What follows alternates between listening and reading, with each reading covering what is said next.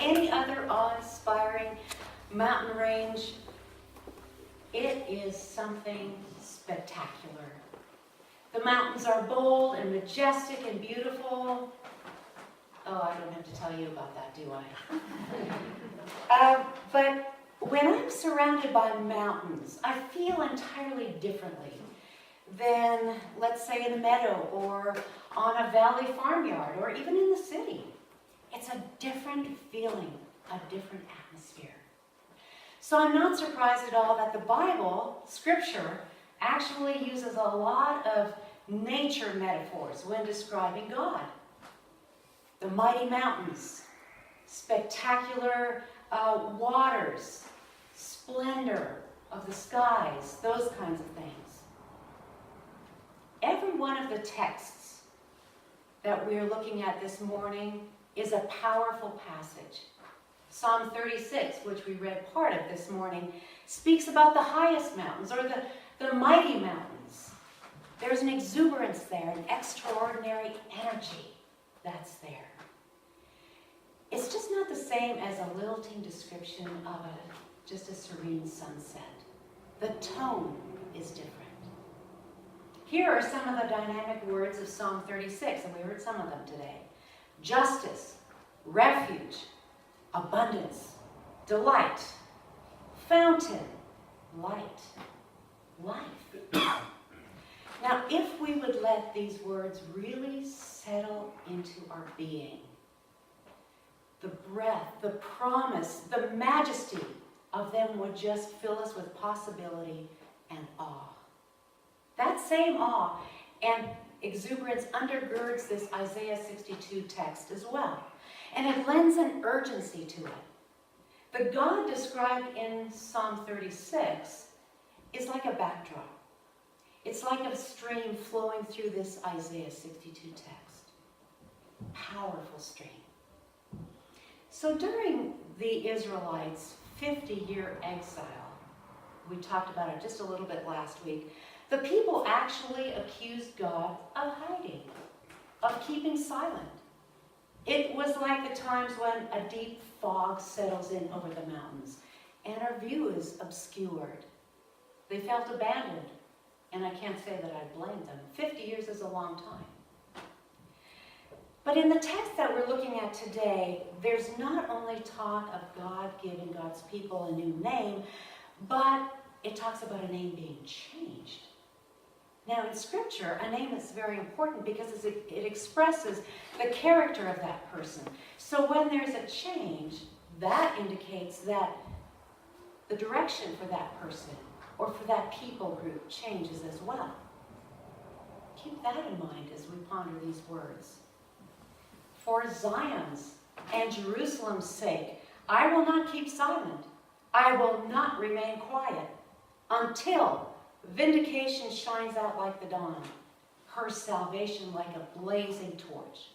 And then, as if he wants to underscore that, he reiterates, the nations will see your vindication.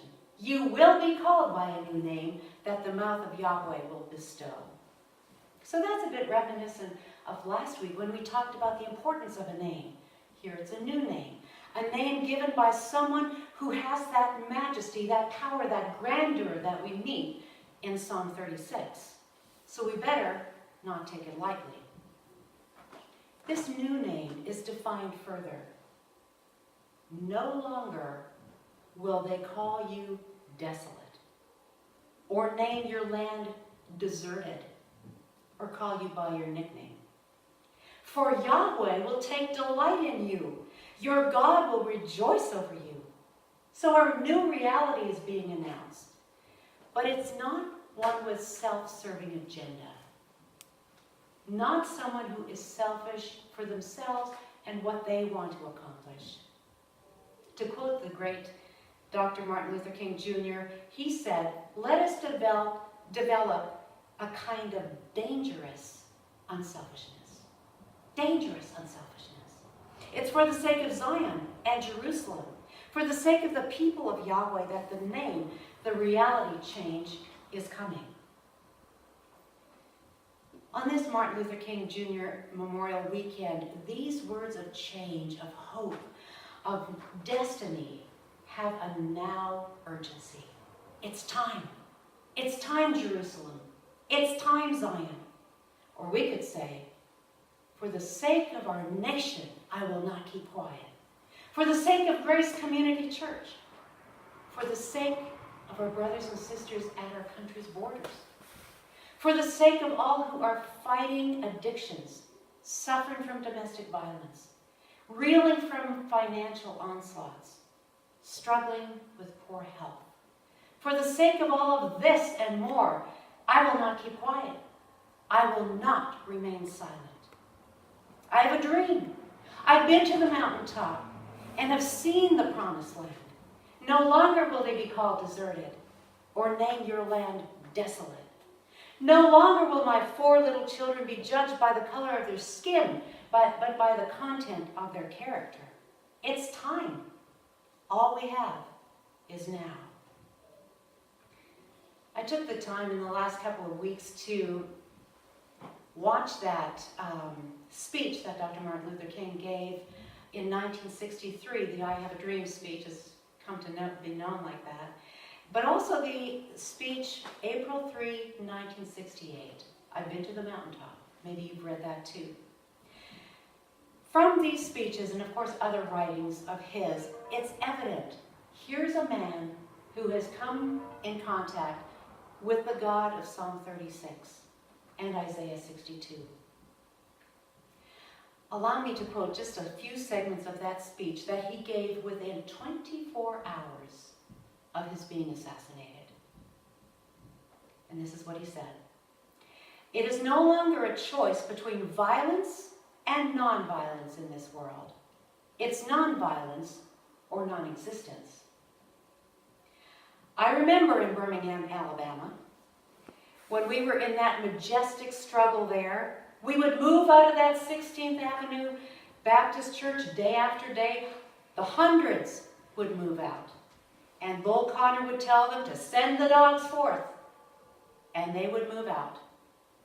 And Bull Connor would tell them to send them. And when they came, we just went before the dogs singing, "Ain't gonna let nobody turn me around." Bull Connor next would say, "Turn the fire hoses on." And as I said to you the other night, Bull Connor didn't know history. He knew a kind of physics that somehow didn't relate to the trans physics that we knew about. And that was the fact that there was a certain kind of fire that no water can put out. And he went before the fire hoses because we had known water. If we were Baptist or some other denomination, we had been immersed. And if we were Methodist or some others, we had been sprinkled, but we knew water. That couldn't stop us. We just went on before the dogs and we looked at them. And we would go on before the water hose and we would look at it. And we'd just go on singing, "Over my head, I see freedom in the air." And then we would be thrown into the paddy wagons. And sometimes we were stacked in there like sardines in a can. And they would throw us in and old Bull would say, "Take him off." And they did. And we would just go in the paddy wagon singing, "We shall overcome." And he goes on to say, "Somewhere I read of the freedom of assembly. Somewhere I read of the freedom of speech. Somewhere I read of the freedom of press. Somewhere I read that the greatness of America is the right to protest for right.